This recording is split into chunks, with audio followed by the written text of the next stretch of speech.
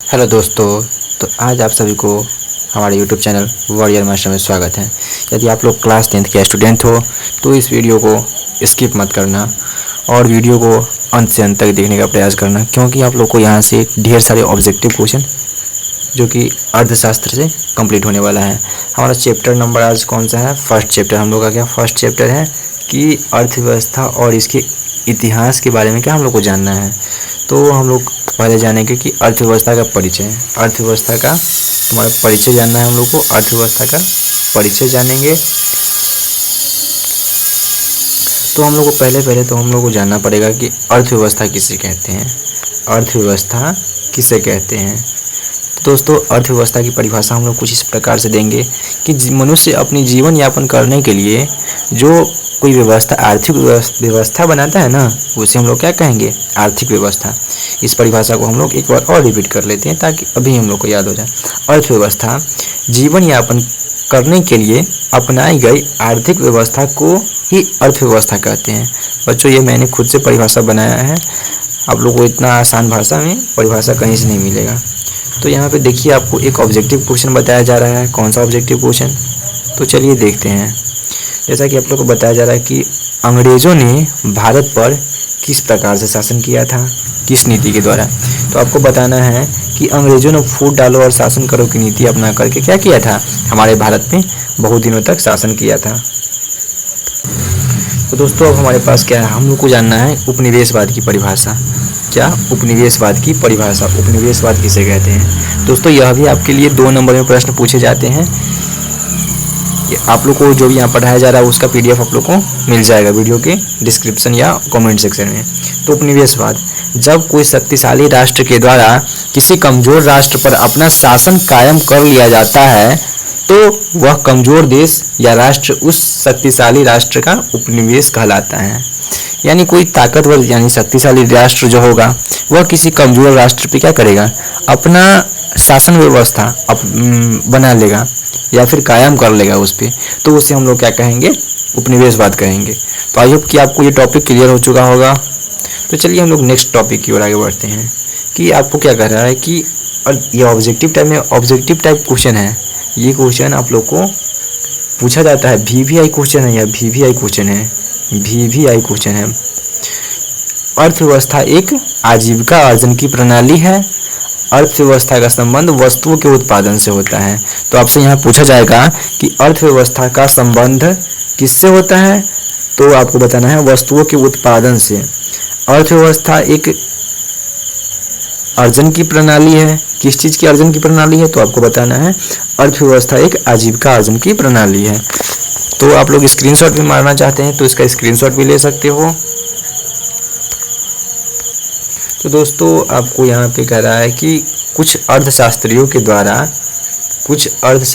जो थे ना, कुछ अर्थशास्त्री, उनके द्वारा आप लोग को परिभाषा दी गई थी। किस चीज़ की? अर्थशास्त्र की परिभाषा दी गई है। उन्होंने क्या दिया है? अर्थशास्त्र की परिभाषा दिया है। तो चलिए देखते हैं किन्होंने किस प्रकार से परिभाषित किया है। तो एक आर्थर लोविस नाम के एक व्यक्ति थे ना, अर्थशास्त्री, जिन्होंने परिभाषा इस प्रकार से कुछ दिया है। आर्थर लोविस के अनुसार अर्थव्यवस्था का अर्थ किसी राष्ट्र के संपूर्ण व्यवहार से होता है। जो ये आर्थर लोविस है वो कह रहे हैं कि अर्थव्यवस्था का मतलब किसी राष्ट्र के, कोई भी राष्ट्र होगा उसके संपूर्ण व्यवहार से होगा, जिसके आधार पर मानवीय आवश्यकताओं की संतुष्टि के लिए वह अपने संसाधनों का प्रयोग करता है। कह रहा है यहाँ पे क्वेश्चन ये टॉपिक में कि अर्थव्यवस्था किसी राष्ट्र का संपूर्ण व्यवहार होता है जो मानव की आवश्यकता होगी ना को संतुष्ट करने के लिए जो संसाधनों का प्रयोग करता है उसे हम लोग क्या कहते हैं? अर्थशास्त्र कहते हैं। तो आपका जो एक ब्राउन नामक एक अर्थशास्त्री हैं, अब उनकी परिभाषा को हम लोग देखते हैं। ब्राउन नामक जो अर्थशास्त्री थे उन्होंने क्या कहा था कि अर्थव्यवस्था आजीविका अर्जन की प्रणाली है। ये तो मैंने आपको बता दिया है कि अर्थव्यवस्था कैसी है, आजीविका अर्जन की प्रणाली। इन्होंने ब्राउन के अनुसार, ब्राउन जो अर्थशास्त्री थे ना, ब्राउन नामक अर्थशास्त्री, उन्होंने ही इस परिभाषा को दिया है। तो दूसरे शब्दों में अर्थव्यवस्था आर्थिक क्रिया या क्रियाओं का एक ऐसा संगठन है जिसके अंतर्गत लोग कार्य करके अपनी आजीविका चलाते हैं। ठीक है, यहाँ पे आजीविका चलाना हो गया। तो चलिए हम लोग नेक्स्ट स्लाइड में चलते हैं। तो संक्षेप में अर्थव्यवस्था समाज की आर्थिक क्रियाओं का योग है। ये भी आप लोग को याद कर लेना है। संक्षेप में यह कहा जा सकता है कि अर्थव्यवस्था समाज की सभी आर्थिक क्रियाओं का योग है। जो समाज में क्रियाएं यानी काम हो रही है ना, उनके योग को क्या कहते हैं? अर्थव्यवस्था कह सकते हैं। ये भी टॉपिक आप लोग को याद कर लेना चाहिए। अर्थव्यवस्था की संरचना या ढांचा, ये आप लोग को बीटीसी का क्वेश्चन है। यहाँ से आप लोग को बीटीसी का सब्जेक्ट कराया जा रहा है दोस्तों। तो अब देखिए कि अर्थव्यवस्था की संरचना का मतलब क्या कह रहे हैं, सो हम लोग को जानना है। अर्थव्यवस्था की संरचना का मतलब विभिन्न उत्पादन क्षेत्र में इसके विभाजन से होता है। जो इसकी जो ढांचा बनाया जाता है कि अर्थव्यवस्था को क्या किया गया है कि उत्पादन के आधार पर इसको विभाजित किया गया है। यहाँ तो आई होप कि आपको यहाँ तक क्लियर हो चुका होगा। तो चूंकि अर्थव्यवस्था में विभिन्न प्रकार की आर्थिक क्रियाएं अथवा गतिविधियां संपादित की जाती है, इसमें कहा जा रहा है कि अर्थव्यवस्था में कई प्रकार की क्या हो रहा है कि आर्थिक क्रिया, जो अर्थव्यवस्था के संबंधित जो काम हो रहा है ना, और गतिविधि संपादित यानी कि किया जा रहा है, उसकी बात कही जा रही है। तो इसमें कौन कौन सी गतिविधियां शामिल हो सकती है, जैसे कि आपको बताया जा रहा है कृषि, उद्योग, व्यापार, बैंकिंग, बीमा इत्यादि। तो चलिए हम लोग अब नेक्स्ट स्लाइड में चलते हैं। तो दोस्तों अब हम लोग को जानना है कि अर्थव्यवस्था के प्रकार, अर्थव्यवस्था के प्रकार को जानना है हम लोग को। अर्थव्यवस्था के प्रकार को जानेंगे हम लोग। अर्थव्यवस्था प्रायः 3 प्रकार के होते हैं, ये आप लोग को याद कर लेना है। अर्थव्यवस्था कितने प्रकार के होते हैं? 3 प्रकार के। कौन कौन? तो ये भी हम लोग को याद करना पड़ेगा। प्राथमिक क्षेत्र, द्वितीयक क्षेत्र, तृतीयक क्षेत्र।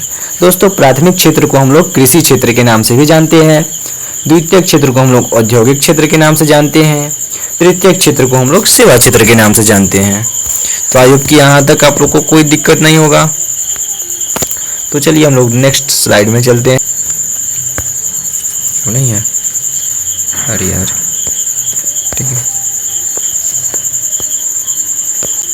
तो दोस्तों अब हम लोग को जानना है कि तृतीयक क्षेत्र किसे कहते हैं।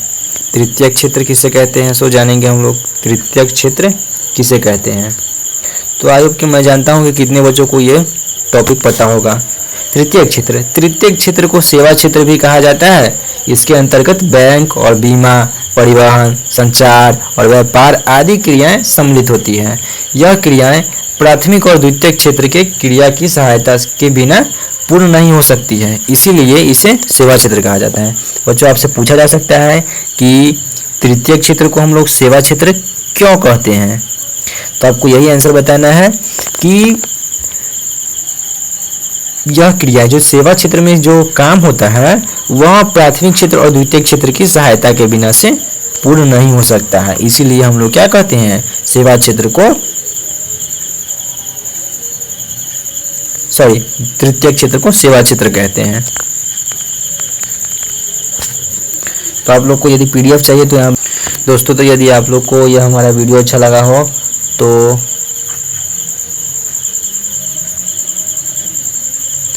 हम लोग को पढ़ना है, नेक्स्ट वीडियो में पढ़ना है क्या कि अर्थव्यवस्था के प्रकार, किस देश में किस प्रकार की अर्थव्यवस्था पाई जाती है, उन्हें हम लोग जानेंगे। तो यदि आप लोग को यह क्लास 10 के बच्चे हो तो हमारे यूट्यूब चैनल को सब्सक्राइब जरूर से जरूर करें। आप लोगों को एग्ज़ाम के टाइम में बच्चों आप लोग को 2025 एग्जामिनेशन बोर्ड की तैयारी कराई जाती है। यहाँ पे हम लोग 2025 एग्जामिनेशन बोर्ड की तैयारी आप लोग को करा रहे हैं। तो आप लोग को यदि ऑब्जेक्टिव प्लस सब्जेक्टिव क्वेश्चन का ढेर सारा प्रैक्टिस करना हो तो हमारे यूट्यूब चैनल को जरूर से सब्सक्राइब करें, क्योंकि आप लोग को एग्जामिनेशन टाइम में जनवरी से फरवरी 2 महीने आप लोग को सब्जेक्टिव प्लस ऑब्जेक्टिव क्वेश्चन की प्रैक्टिस इसी माध्यम से कराई जाएगी और बेस्ट तरीके से आप लोग को समझाया जाएगा। तो यदि आप लोग को वीडियो अच्छा लगा है तो लाइक भी कर सकते हैं वीडियो को। चलिए हम लोग मिलेंगे अब नेक्स्ट वीडियो में।